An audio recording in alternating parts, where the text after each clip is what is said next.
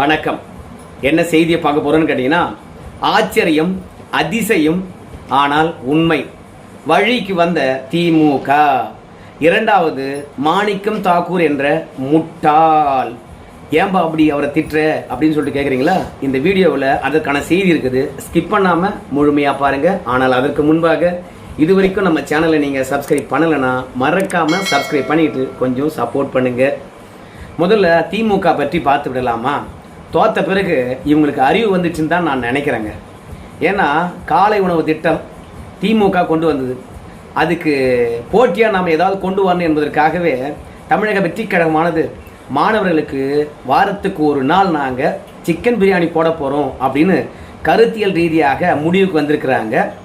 அப்படி கருத்தியல் ரீதியாக முடிவுக்கு வந்ததை எல்லா தரப்பு மக்களிடத்துலையும் கருத்து கேட்டுக்கிட்டே வராங்க. திமுக இடத்துலையும் கருத்து கேட்டிருக்காங்க. திமுகவுடைய செய்தி தொடர்பாளர் TKS இளங்கோவன் அவர்கள் என்ன சொல்லியிருக்காருன்னு கேட்டிங்கன்னா, பள்ளிகளில் சைவ பிரியாணி போட்டால் சரியாக இருக்கும், அசைவம் தேவையில்லை. ஏன்னா பள்ளிகளில் சைவம் சாப்பிட்றவங்களும் இருக்கிறாங்க, அசைவம் சாப்பிட்றவங்களும் இருக்கிறாங்க. நண்பர்கள் என்ன சாப்பிட்றாங்கன்னு தெரியாமல் குழந்தையானது சிக்கன் எடுத்து சாப்பிட்ரும். சாப்பிட்ட விஷயத்த பெற்றோர்கிட்ட போய் சொல்லும். அப்போ பெற்றோருடைய மனசு கண்டிப்பாக வருத்தம் அடையும். ஒரு பள்ளிக்கூடத்தில் 2 குழந்தைகள் படிக்குதுன்னா, ஒன்று சைவம் இன்னொன்று அசைவம்னா பொதுவாக 2 பேரும் என்ன சாப்பிடுவாங்களோ அதையே போட்டுடலாமே. அப்படின்னா வெஜிடபிள் பிரியாணியே போடலாமே. யார் சைவம் யார் அசைவம் என்று பார்த்து ஒருத்தருக்கு வெஜ்ஜி ஒருத்தருக்கு நான்வெஜ்ஜி போட முடியுமா வாரத்தில் ஒரு நாள்? அது சாத்தியம் இல்லையே. இரண்டாவது, முட்டை என்றால் ஒன்றா கொடுத்துடலாம் முழுசா. ஆனால் சிக்கன் என்றால் எத்தனை பீஸு? ஒருத்தருக்கு பெரிய பீஸு, ஒருத்தருக்கு சின்ன பீஸு. இதை குழந்தைகளை பொறுத்த வரைக்கும் ரொம்ப சிலாகித்து சொல்லும். எனக்கு பெரிய பீஸ் வந்துச்சு, எனக்கு சின்ன பீஸ் வந்துச்சு அப்படின்னு சொல்லிட்டு கண்டிப்பாக ஒருத்தர் கருத்து பரிமாற்றம் இருக்கும். அதுவே சிக்கலை உருவாக்கும், இல்லை சண்டையில் கூட கொண்டு போய் விடும். அதனால சைவம் போகிறது தான் சரியானதாக இருக்கும் அப்படின்னு TKS இளங்கோவன் அவர்களும் சொல்லியிருக்கிறார். உடனடியாக இதை பார்த்து விட்ட கார்த்திக் சிதம்பரம் அவர்கள் ஏங்க, இந்தியா முழுவதும் நீங்கள் போய் பார்த்துருக்கீங்களா? பல பள்ளிகளில் முட்டை கூட இன்னும் போடலைங்க. வெறுமனே சோத்தை மட்டும் போட்டால் போதுமா? கார்போஹைட்ரேட் எந்த அளவுக்கு மாணவர்களுக்கு பார்த்தீங்கன்னா சக்தியை தரும், சிந்திக்கின்ற அறிவை தரும். அதனால் புரோட்டீன் வேண்டாவா? அதனால் நம்மளை பொறுத்த வரைக்கும் சிக்கன் பிரியாணி போடுறது தான் வரவேற்கணும். முட்டை கூட போடாத ஒரு சூழ்நிலையை பார்க்கும் பொழுது தமிழ்நாட்டில் சிக்கன் பிரியாணி போடுறாங்கன்னும் போது வரவேற்றிருக்க வேண்டும். ஆனால் திமுக அதற்கு எதிர்த்து ஏன் பேசிக்கிட்டு இருக்குது? தோத்துட்டோம் என்ற விரக்தியா? இல்லை நம்மளை ஜெயிச்சிட்டாங்க தவேக்காக்காரங்க, அதனால் அவங்க எந்த திட்டம் கொண்டு வந்தாலும் நம்ம எதிர்க்கணும் என்ற ஒரு மனநிலையா? ஏன் திமுக நான் வெஜிடேரியன் போகிறத எதிர்க்கிறது? இது வரைக்கும் திமுக அந்த மாதிரி நடந்து கொண்டதே இல்லையே அப்படின்னு கார்த்திக் சிதம்பரம் அவர்கள் தன்னுடைய அதிருப்தியை வெளிப்படுத்தியிருக்கின்றார். இதை கேட்ட திமுகவில் இருக்கக்கூடிய கோட்டு சரவணன், மெல்டிங் பாயிண்ட் சரவணன் என்று சொல்றவரு, திமுக அந்த திட்டத்துக்கு எப்போதும் எதிர்த்தது கிடையாது அப்படின்னு சொல்லியிருக்கின்றார். அதுக்கு தான் TKS இளங்கோவன் அவர்கள் ANIக்கு பேட்டி அளித்திருக்கக்கூடிய வீடியோவை இணைத்து விட்டு பார்த்தீங்களா அப்படின்னு சொல்லிட்டு நம்ம கார்த்திக் சிதம்பரம் அவர்கள், ஏன்பா உங்கள் கட்சி திருந்த சொல்லுப்பா, தோத்த உடனே விரக்தி ஆயிட்டீங்களா அப்படின்னு குறிப்பிட்டு இருக்கின்றார். திமுகவை பொறுத்த வரைக்கும் இந்த நான் வெஜிடேரியன் விஷயத்தில் எப்பவுமே மூக்கன் வச்சுக்கிட்டே தான் இருப்பாங்க. அடுத்த தட்டில் என்ன இருக்குதுன்னு பார்த்துக்கிட்டே தான் இருப்பாங்க. ஆனால் இந்த காலை உணவு திட்டம், அதே மாதிரி சிக்கன் பிரியாணி, இந்த விஷயத்தெல்லாம் இப்போது சரியான முடிவெடுத்திருப்பது போல தான் எனக்கு தெரியுதுங்க. ஏன்னா மாட்டுக்கறி பற்றி அவங்கெல்லாம் ரொம்ப அதிகமாக பேசுவாங்க. ஆனால் தமிழ்நாட்டில் நமக்கு தெரிந்து 80% மேலானவர்கள் மாட்டுக்கறி சாப்பிட மாட்டாங்க. ஆனால் அவங்கெல்லாம் பொது வெளியில் என்ன பேசுவாங்க? மட்டன் சாப்பிடுகின்ற நீங்கள் ஏன் மாட்டுக்கறி சாப்பிடக்கூடாது அப்படின்னு கேள்வி கேட்டுக்கிட்டே இருப்பாங்க. உணவு திருவிழாவை என்றாலே பார்த்தீங்கன்னா ஒரு 80% பேர் மாட்டுக்கறி சாப்பிடாதவங்க தான் வருவாங்க உணவு திருவிழாவுக்கு. அப்போ இருக்கின்ற மட்டன், இருக்கின்ற சிக்கன், இருக்கின்ற மீன், இருக்கின்ற நண்டு, இவற்றையெல்லாம் வெரைட்டியாக சமைச்சு உணவு திருவிழாவை நடத்தலாம். ஆனால் திமுககாரன் என்ன சொல்லுவோம் தெரியுமா? இந்த உணவு திருவிழா நடத்தக்கூடாது, மாட்டுக்கறிக்கு அனுமதி இல்லை. ஏன் பீஃபுக்கு அனுமதி இல்லை?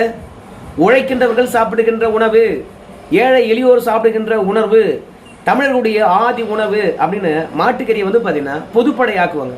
பிறகு அந்த உணவு திருவிழாவே நடக்காமல் போயிடும். ஆனால் எந்த இடத்துலையும் சரி மாட்டுக்கறி இருக்கணும்னு ஆசைப்படுறீங்களே, அந்த உணவு திருவிழாவில் பன்னிக்கறி இருக்கலாம்ல, ஏன் அனுமதிக்க மாட்டீங்க அப்படின்னு யாருமே கேட்க மாட்டாங்க. அந்த அளவுக்கு நான் வெஜிடேரியன் என்றாலே திமுககாரன் முந்திக்குவான். ஆனால் இப்போ தான் முதன்முறையாக பள்ளிகளில் பிரியாணிலாம் வேண்டாமாப்பா, போடுறதா இருந்தால் வெஜிடபிள் பிரியாணி போடுங்க அப்படின்னு சொல்கிறதெல்லாம் பார்க்கும்போது நமக்கே ஆச்சரியமாக இருந்தது, அதிசயமாக இருந்தது. ஆனாலும் டி.கே. சிலங்கோவன் அவர்கள் ஏஎன்ஐ செய்தி நிறுவனத்துக்கு தந்த பேட்டியை பார்த்த பிறகு ஆமாம் உண்மைதான் என்ற உணர்வு நமக்குள்ளே எழுந்தது. ஸோ திமுகவே வெஜிடபிள் போடலாம் அப்படின்னு சொன்னதுனால என்னை பொறுத்த வரைக்கும் மாற்று கருத்து கிடையாது. இந்த சிக்கன் பிரியாணியை ஆதரிக்கிறாங்கல்ல, அவங்க கிட்ட ஒரே ஒரு கேள்விதான், என்னைக்காவது பள்ளியில் தரக்கூடிய சத்துணவு போய் சாப்பிட்டுருக்கீங்களா? இல்லை காலை உணவை போய் சாப்பிட்ருக்கீங்களா? என்னைக்காவது நீங்கள்லாம் போய் அதை ஆய்வு செய்திருக்கீங்களா? அப்படி ஆய்வு செய்து பாருங்க, இல்லை சாப்பிட்டு பாருங்க. ஏயா சத்துணவு என்று சொல்கிறாங்க, கஞ்சியை காய்ச்சி ஊற்றிட்டு இருக்காங்க, அரிசி தரமாகவே இல்லை, எல்லாத்துலேயும் புழு நெளியுது. ஏன்னா காலை உணவுன்றாங்க, வெறும் உப்புமா மட்டும் தான் போடுறாங்க. அந்த உப்புமா கூட சரியா செய்யாமல் பாதி வெந்ததும் வேவாததுமாகவே இருக்கிறது. இதுவா காலை உணவு? இதுவா சத்துணவு? இதையா மக்கள் சாப்பிட்றாங்க? இதுவா மாணவர்கள் சாப்பிட்டு படிக்கிறாங்க? அப்படின்னு நிச்சயமாக அவங்களுக்கெல்லாம் ஆச்சரியமாக இருக்கும். இந்த சரவணன் அண்ணாதுரையாக இருக்கலாம், கார்த்திக் சிதம்பரமாக இருக்கலாம், பிரியாணி போடுறத ஆதரிக்காங்க தெரியுமா? அவங்கெல்லாம் அரசு பள்ளியில் படிச்சிருக்கவே மாட்டாங்க. அப்படி படிச்சிருந்தாங்கன்னு வச்சுங்களேன், சத்தியமாக பிரியாணிக்கு அவங்க ஆதரவு தெரிவிச்சிருக்கவே மாட்டாங்க.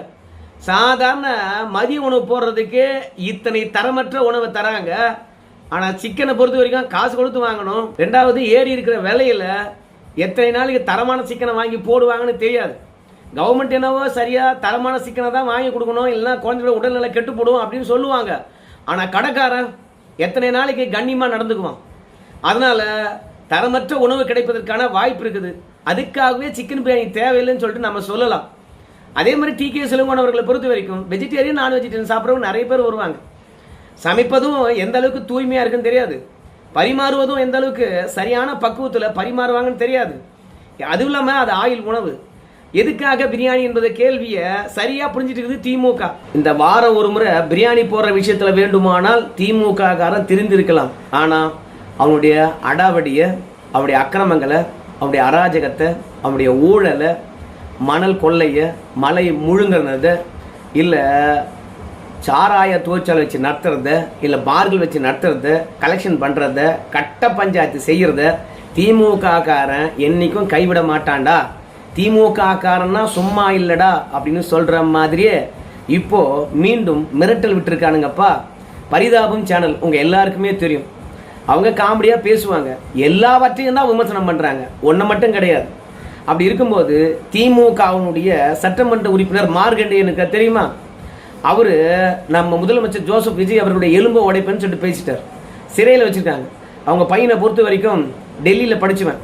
திமுக ஆட்சியில் திமுகவுக்கு எதிராகவே குரல் கொடுத்தவன் தான் அந்த பையன்.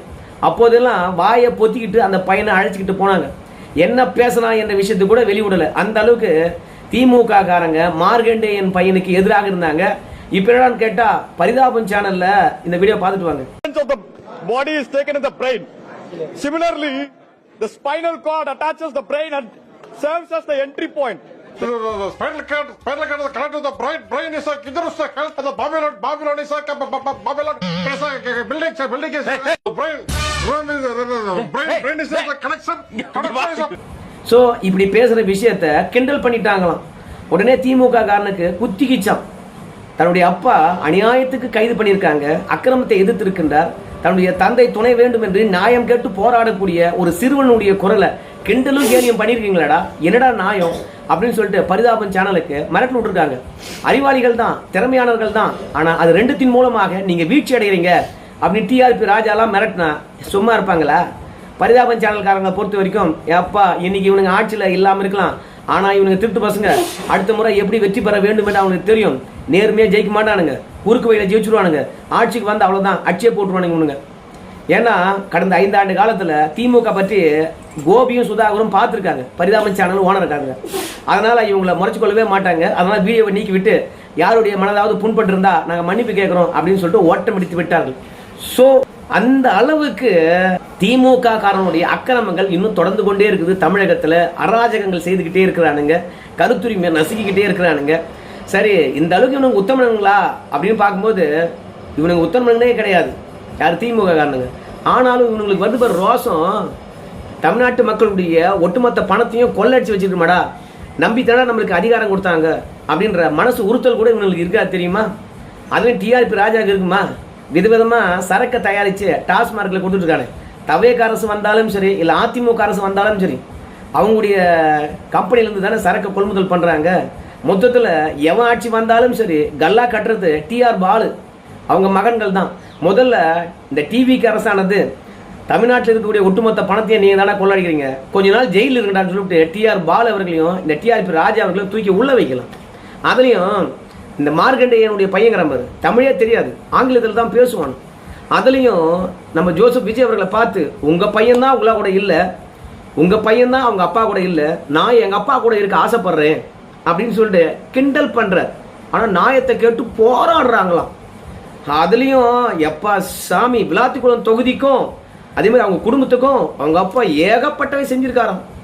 எனக்கு தெரிந்து மார்க்கண்டேயனை பொறுத்த வரைக்கும் அதிமுக இருக்கும்போதும் சுருட்டினாரு, அதிமுக விலகி திமுக வந்த போதும் விளாத்தி குளத்தை சுரண்டி தின்னு இருக்கிறான். அவனை ஜெயிலே வைங்க, தப்பு கிடையாது. அதோட இந்த மார்க்கண்டேயம் புள்ளைய ஜெயிலில் உள்ள தூக்கி போட்டு வாயிலே உழைக்கால குத்துங்க நல்லா, அப்போதான் திமுக காரன் திருந்துவான். இதெல்லாம் ஒரு பக்கம் இருக்கும்போது மாணிக்கம் தாக்கூர் காவிரி விஷயத்தை பற்றி நம்முடைய ராகுல் காந்தி கிட்ட ஒரு வார்த்தை கூட பேச மாட்டாராம். ஆனால் பாஜகவினர் குறை சொல்லிட்டு இருப்பாராம், அன்புமணி ராமதாஸ் அவர்களை குறை சொல்லிட்டு இருப்பாராம். பாஜகவினர் என்ன சொல்றாங்க, தமிழ்நாட்டுக்கு அநீதி இழைக்கப்பட்டால் நேரடியாக நாங்கள் மோடியை சந்தித்து தமிழ்நாட்டுக்கு அநீதியாக இருக்கிறது, இந்த மேகதாது அணை கட்டக்கூடாது என்று சொல்லி அழுத்தம் கொடுப்போம், தமிழ்நாட்டுடைய உரிமையை காப்பாற்றுவோம், கட்சி விட்டே விலகுவோம் அப்படின்னு பாஜகவினர் சொல்றாங்க. ஆனால் மோடியை பொறுத்த வரைக்கும் தமிழ்நாட்டை வஞ்சிக்க மாட்டார். எந்த மாநிலத்தை நேசிக்கிறாரோ இல்லையோ, தமிழ்நாட்டையும் தமிழையும் மோடி அவர்கள் அதிகமாக நேசிக்கிறார் என்று பாஜகவினர் நேரடியாக நாங்கள் காவிரி பற்றி மோடியை கூட சந்திப்போம் அப்படின்னு சொல்கிறாங்க. அதே மாதிரி பாமகவில் இருக்கக்கூடிய அன்புமணி ராமதாஸ் என்ன சொல்கிறாரு, என்டிஏ கூட்டணி விட்டே வெளியே வருவோம் கர்நாடகாவில் அணை கட்டுறாங்கன்னா. அதே மாதிரி ராகுல் காந்தியை பொறுத்த வரைக்கும் மேகதாது அணை கட்டாதப்பா தமிழ்நாடு பாதிப்படையும் அப்படின்னு ஒரே ஒரு வார்த்தை சொல்லு, கர்நாடகாவில் போயிட்டோ இல்லை தமிழ்நாட்டுக்கு வந்தோ நான் என்டிஏ கூட்டணி விட்டு வெளியே வந்துடுறேன். ஏன்னா எதிர்கட்சி தலைவராக இருந்துக்கிட்டு கர்நாடகாவில் ஆட்சி அதிகாரத்தில் இருந்துக்கிட்டு தமிழ்நாட்டுக்கு துரோகம் பண்ணிட்டு இருக்காங்க. இளைஞர்களை எவ்வளோ தமிழர்களை கொன்றானுங்க, அந்த பாவமே இன்னும் விட்டு போல. ஆனால் இப்போ கர்நாடகாவில் அணை கட்டுவது தொடர்பாக இந்த சிவகுமாரை பொறுத்த வரைக்கும் அநியாயம் பண்ணிட்டு இருக்கான், தண்ணியை கூட தரமாட்டான். இன்னைக்கு கனிமொழி அவர்கள் ஒரு வார்த்தை சொல்லியிருக்காங்க, ஏன்பா குறுவை சாகுபடிக்கு தண்ணி இல்லை, அடுத்த போகத்துக்கு தண்ணி இல்லை, பாலைவனமாக இருக்கிறது, பயிர்கள் காஞ்சி போச்சு. இதெல்லாம் ஒரு புறம் இருக்கும்போது இப்போ காவிரியில் குடிக்கிறதுக்கு கூட தண்ணி இல்லை, குடிநீர் தட்டுப்பாடு வேற ஏற்பட்டு போச்சு. அப்போ இன்னைக்கு வறட்சியானது உச்சம் தொட்டிருக்குது. நம்ம முதலமைச்சரை பொறுத்த வரைக்கும் என்ன பண்றாரு, கடிதம் எழுதி விட்டு அப்படியே படுத்துக்கிறாரு. ரெண்டாவது சட்டப்பூர்வமான நடவடிக்கை எடுக்க மாட்டாரு அப்படின்னு கனிமொழி அவர்கள் சொல்றாங்க. அதே மாதிரி ஆர்பி உதயகுமார் அவர்கள், ஏயா கர்நாடகா சிஎம் பொறுத்த வரைக்கும் எங்க அணைகளில் தண்ணி இல்லை, வாங்க ஹெலிகாப்டர் மூலமாக நாங்கள் சுத்தி காட்டுறோம் அப்படின்னு சொல்றாரு. ஆனா இப்போ நம்ம முதலமைச்சரை பொறுத்த வரைக்கும் என்ன சொல்லியிருக்கணும், நான் ஏங்க அங்கே வரணும், எங்கள் தமிழ்நாட்டை வந்து பாருங்க, காவிரி டெல்டா பகுதியை பாருங்க, நெற்களஞ்சியம் என்று சொல்லுவோம், எல்லாம் பாலைவனமாக மாறி இருக்குது, நானே ஒரு ஹெலிகாப்டர் தரேன், நம்ம 2 பேரும் சுற்றுவோம், ஏதாவது ஒரு அணையில் உங்கள் அணைகளில் இருக்கின்ற தண்ணி அளவுக்கு இருந்துச்சுன்னா எனக்கு தண்ணி தர வேணாம், வரையா அப்படின்னு நம்ம மாநிலத்தினுடைய நிலைமையை கூப்பிட்டு சிவகுமாருக்கு காட்டலாம் இல்லையா. கடிதம் எழுதி விட்டு படுத்துக்கிற அன்னைக்கு ஸ்டாலின் கிட்ட கேட்டியா இல்லையா, கடிதம் எழுதி விட்டு படுத்துக்கொண்டால் மட்டும் போதுமா, தண்ணி வந்துருமான்னு கேட்டல. இப்போ நீ மட்டும் கடிதம் எழுதி விட்டு படுத்தா என்ன அர்த்தம்? அப்போ நேரடியாக போய் சந்திங்க, மேகதாது அணை கட்டத்தை தடுங்க, தண்ணியை கொண்டு வாங்க அப்படின்னு ஆர்பி உதயகுமார் அவர்கள் முதலமைச்சருக்கு அழுத்தம் தருகின்றார். திமுகவில் அதிமுக இருக்கிறவங்க அத்தனை பேரும் முதலமைச்சர் அடுத்தது என்ன பண்ண போறாரு கேள்வி கேட்டுட்டு இருக்காங்க. ராகுல் காந்தி யார் பக்கம் நிக்க போறாரு, நியாயத்தின் பக்கம் நிக்க போறாரா, அநியாயத்தின் பக்கம் நிக்க போறாரா? குறைந்தபட்சம் தண்ணியாவது தண்டோட சொல்லுங்களேன். மேகதாது அணை பற்றி தான் ராகுல் காந்தி பேசலாம் விட பரவாயில்லன்னு சொல்லி எல்லா கட்சிகளும் கோரிக்கை வைக்கின்ற போது நம்ம அன்புமணி ராமதாஸ் அவர்களும் கோரிக்கை வச்சார். உடனடியாக மாணிக்கம் தாக்கூர் அவர்களை பொறுத்த வரைக்கும் எதுவும் அன்புமணி ராமதாஸ் மட்டும்தான் நல்லது செய்யற மாதிரியும் தமிழ்நாட்டுக்கு காங்கிரஸ் துரோகம் பண்ற மாதிரியும் சித்தரிக்கின்றாரே. இப்படியே அன்புமணி ராமதாஸ் அவர்கள் பேசிக்கிட்டே இருந்தாருன்னா அவரை பற்றியான ரகசியங்கள் எல்லாத்தையும் எடுத்து வெளியே விடுவோம் அப்படிங்கிற. என்ன ரகசியத்தை எடுத்து வெளியிட போற, என்ன நீங்களாம் 2G வழக்கில் ஒன்னா சேர்ந்து திமுகவும் காங்கிரஸும் கொள்ளடிச்சாங்களே அந்த விஷயத்தையா? அன்புமணி ராமதாஸ் மீது ஒரு குற்றச்சாட்டு இருக்கிறது, மருத்துவக் கல்லூரிக்கு பணம் வாங்கிக்கணும் அனுமதி அளிச்சார்னு ஒரு குற்றச்சாட்டு இருக்குது. அதை எத்தனை நாளைக்கு சொல்லிட்டே இருப்பீங்க? அதாவது நியாயத்தை பேசுகின்ற போது நியாயத்துக்கு பதில் இல்லைன்னா பார்த்தீங்கன்னா வன்முறையை கையில் எடுப்பானா முட்டாள்கள். அதே மாதிரி தான் இங்கே காவிரி விஷயத்தில் வருகின்ற தலைவர்கிட்ட பேச மாட்டாராம். ஏன்னா இன்னைக்கு மகாபலிபுரத்தில் வராரு 72 காங்கிரஸ் கட்சியினுடைய மாவட்ட தலைவருடைய ஆலோசனை கூட்டம். அந்த பயிற்சி கூட்டத்துடைய நிறைவு விழாவில் ராகுல் காந்தி கலந்து கொள்ள போறார். வராரு இல்லையா? இந்த இடத்துல காவிரி கர்நாடகாவுக்கு மட்டும் சொந்தம் இல்லை, தமிழ்நாட்டுக்கும் சொந்தம் தான். அதனால நான் எப்படி காவிரி மேலாண்மை வாரியம் வந்து எவ்வளவு தண்ணி திறக்க சொல்லிச்சோ அதை கர்நாடகா திறக்கணும் அப்படின்னு பேச சொல்லுங்க. ஏன் உங்க தலைவருடைய பேச்சை மீறி சிவகுமார் அவர்கள் செயல்பட்டுருவாரா? இல்ல திறக்கிறாங்களோ இல்லையோ தண்ணி திறக்க சொல்ற மாதிரி வந்து நீங்க ராகுல் காந்தி கிட்ட பேசலாம் இல்லையா? குறைந்தபட்சம் பேசலாம் இல்லையா? பேசவே மாட்டேன். ஒன்னு மோடிக்கு சம்பந்தம், 2 மாநில முதல்வருக்கு சம்பந்தம், எனக்கும் சம்பந்தம் இல்ல, எங்க கட்சி தலைவருக்கும் சம்பந்தம் இல்லைன்னு சொன்னா எப்படி? இப்போ தமிழ்நாட்டில் அரசியல் பண்ணணுமா இல்லையா? தமிழ்நாட்டு மக்களுக்கு ஆதரவாக உங்க தலைவர் பேச மாட்டாரா? கர்நாடகாவில் இருக்கக்கூடிய தலைவர்கள்லாம் போய் உங்க தலைவரை சந்திக்கிறாங்க, ஆனா காவிரிக்காக நீங்க போய் சந்திக்க மாட்டீங்களா அப்படின்னு கேட்டா அன்புமணி ராமதாஸ் பற்றியான ரகசியங்களை வெளியிடுவோம் அப்படின்னு மாணிக்கம் தாக்கூர் சொல்றார். மொத்தத்துல மாநில நலன் பற்றியெல்லாம் பேசுறது கிடையாது. மொத்தத்தில் அவங்க கட்சி தலைமையை காப்பாற்றணும், கர்நாடகாவில் இருக்கக்கூடிய முதலமைச்சரை காப்பாற்றணும். அப்பப்போ தமிழ்நாட்டு பக்கம் நான் இருக்கிறேன், தமிழ்நாட்டுக்காக தான் நான் பேசுவேன். காவிரியில் தண்ணி வரணும்னு சொல்லுவேன், மேகதாதனை கட்டக்கூடாதுன்னு சொல்லுவேன். ஆனால் நீ சொன்னா எவன்டா கேட்பான்? உங்கள் தலைவர் சொன்னா கூட கேட்க மாட்டாங்க. இருந்தாலும் சொல்லு பார்க்கலாம் அப்படின்னு தான் வந்து பார்த்தீங்கன்னா ஒரு முயற்சி. எல்லா பக்கமும் நம்ம அழுத்தம் கொடுத்து பார்ப்போம், கடைசியில் நீதிமன்றம் போவோம். ஆனால் அதை விட்டுட்டு அன்புமணி பற்றியான ரகசியங்களை இனிமே விடுவோம். அவர் என்ன ரவுடின்னு நினைக்கிறாரா, மிரட்டி பார்க்குறாரா அப்படிங்கிறான். பார்க்கறதுக்கு பக்கா போண்டா மணி மாதிரி இருப்பதே வந்து மாணிக்கம் தாக்கூர் அவர்கள் தான். திமுக காரனை திட்டி ஒரு அதிர்ஷ்ட வாய்ப்பு தமிழ்நாடு காங்கிரஸ் கட்சி தலைவர் ஆயிட்டாரு. எத்தனையோ தலைவர்கள் இருந்தாங்க, அவங்கெல்லாம் வந்து இந்த அளவுக்கு ராகுல் காந்தி கிட்ட போய் நான் வந்து காவிரி பற்றியே பேச மாட்டேன்னு சொல்லிட்டு வெளிப்படையாக சொன்னதே இல்லை. அநியாயம் நடந்தால் ராகுல் காந்தி தமிழ்நாட்டின் பக்கம் நிற்பாரு அப்படின்னு தான் எல்லாரும் சொல்லியிருக்காங்க. ஆனால் இந்த மாணிக்கம் தாக்கூர் மட்டும்தான் ராகுல் காந்திக்கும் காவிரிக்கும் என்ன சம்பந்தம், எதிர்கட்சி தலைவர் போய் என்ன பேசணும்னு நீங்கள் நினைக்கிறீங்க? அதனால் நம்முடைய அன்புமணி ராமதாஸை பொறுத்த வரைக்கும் அவருடைய தவறுகளை மறைப்பதற்காக இல்லை எங்கள் மீது பழி போகிறதுக்காக இப்படி பேசிட்டு இருக்காரு அப்படின்னு நம்முடைய மாணிக்கம் தாக்கூர் அவர்கள் எல்லாவற்றையும் திசை திருப்பி கொண்டு இருக்கின்றார். நம்ம என்ன கேட்குறோன்னு கேட்டீங்கன்னா, நம்ம மாநிலத்தினுடைய உரிமைக்காக, நம்ம மாநிலத்துடைய நலத்துக்காக மாணிக்கம் தாக்கூர் அவர்கள் வந்து அவங்க தலைவர்கிட்ட பேசணும்னு கோரிக்கை வச்சா அன்புமணி ராமதாஸ் பற்றியான ரகசியங்களை வெளியிடுவாராம். உண்மையா சொல்றேன், காங்கிரஸ் கட்சிக்காரனுடைய ரகசியங்களை திமுக நிறைய தெரிஞ்சு வச்சிருக்குது. இப்ப கூட்டணியில் கூட கிடையாது, எடுத்து வெளியே விடுங்களேன், நாரட்டும். திருநெல்வேலியில காங்கிரஸ் கட்சியினுடைய மாவட்ட தலைவர் செத்து போட்டாரு. அவருடைய மரணம் எதனால் நடந்தது என்று இது வரைக்கும் கேட்க துப்பு கிடையாது. ஆனா அன்புமணி ராமதாசனுடைய மர்மங்களையும் அதோட ரகசியங்களையும் நாங்கள் எடுத்து வெளியிடுவோம். இது வரைக்கும் பார்த்த காங்கிரஸ் வேற, இனிமே பார்க்குற காங்கிரஸ் வேற அப்படின்னு மிரட்டுறதுக்கு தான் வருவீங்க. கையில் பாயிண்ட் இல்லைன்னா வன்முறையை தான் கையில் எடுப்பானா கோழை, அந்த மாதிரி கோழை தான் மாணிக்கம் தாக்கூர். போதும் என்று நினைக்கின்றேன். பதிலடி. காவிரியில் காங்கிரஸ் கட்சிக்காரன் அணை கட்டுறதுக்கு அனுமதிச்சான் கலைஞருடன் சேர்ந்துக்கிட்டு. அதனால் ஆண்டாண்டு காலமாக தமிழக மக்களுக்கும் தமிழ்நாட்டுக்கும் துரோகம் செய்யக்கூடிய கட்சிகளாக திமுகவும் காங்கிரஸ் இருக்குது. அதனால தான் இப்போ திமுகவுக்கு தண்டனை கொடுத்துருக்காங்க. இப்போ திமுக கிட்ட இருந்து வெளியே சென்று தவேகாவுடன் போய் ஒட்டிக்கிட்டீங்க, அங்கேயும் உங்களுக்கு மரணடி தான் விழப்போகுது. அதனால் காங்கிரஸ் எப்போதும் தனித்து நின்று ஒரு இடம் கூட வெற்றி பெறாது. அதுலேயே அன்புமணி ராமதாஸ் சொல்லிட்டார், நாங்களாம் ராணுவத்தையே பார்த்தோம், நீ எல்லாம் ஏமாத்துறோம் போ. தனித்து நின்று 4 எம்எல்ஏ கூட வெற்றி பெற்றிருக்கோம். ஆனால் 67க்கு பிறகு தமிழ்நாட்டுக்கு ஏதாவது நல்லது பண்ணியிருக்கியா பட்டியலை சொல்லு பார்க்கலாம். அதெல்லாம் காமராஜரோட போச்சு, அதே மாதிரி காங்கிரஸும் போச்சு. அதனால் தயவு செய்து வார்த்தை விட்டு வாங்கி கட்டிக்கொள்ளாது அப்படின்னு அன்புமணி ராமதாஸ் அவர்கள் சாட்டையை சுழட்டி இருக்கின்றார். தமிழ்நாட்டுக்கு மாபெரும் துரோகிகள் திமுகவோ இல்லையோ, ஆனால் காங்கிரஸ் உண்மையான துரோகி. சரி நண்பர்களே, இந்த வீடியோ தொடர்ந்து கருத்து சொல்லுங்கள். நன்றி.